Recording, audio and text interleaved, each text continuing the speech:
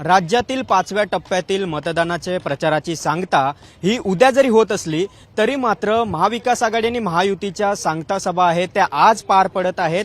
मुंबईच्या बीकेसी ग्राउंडवर महाविकास आघाडीची जाहीर सभा या ठिकाणी पार पडते। परिवर्तन सभा असे या सभेला नाव देण्यात आलेले आहे आणि या सभेसाठी काँग्रेसचे राष्ट्रीय अध्यक्ष मल्लिकार्जुन खरगे असतील, आपचे प्रमुख या ठिकाणी अरविंद केजरीवाल असतील, तसंच शिवसेना उद्धव बाळासाहेब ठाकरे पक्षाचे उद्धव ठाकरे असतील आणि याशिवाय इतर जे घटक पक्ष आहेत त्या घटक पक्षांचे नेते या ठिकाणी या सभेला हजर राहणार आहेत।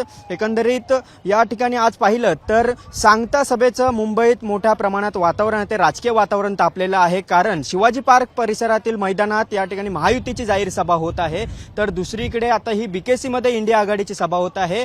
या ठिकाणी आता इंडिया आघाडी आणि महायुती यामध्ये एक दोघांमध्ये कुठे जास्त गर्दी जमणार हे देखील पाहणं महत्त्वाचं असणार आहे आणि या ठिकाणी इंडिया आघाडी आजच्या या सांगता सभेतून कोणता नेमका नारा देणार हे पाहणं महत्त्वाचं असेल। अरविंद केजरीवाल आजच्या भाषणात काय म्हणणार आहेत, उद्धव ठाकरे काय बोलतील, उद्धव ठाकरे पंतप्रधान नरेंद्र मोदी यांच्यावर काय भाष्य करणार याकडे सर्वांचं लक्ष असणार आहे। 2 दिवसापूर्वीच या ठिकाणी मोदींचा रोड शो झालेला होता आणि त्यानंतर पुन्हा एकदा या ठिकाणी ही जाहीर सभा या मोदींना या ठिकाणी घ्यावी लागते।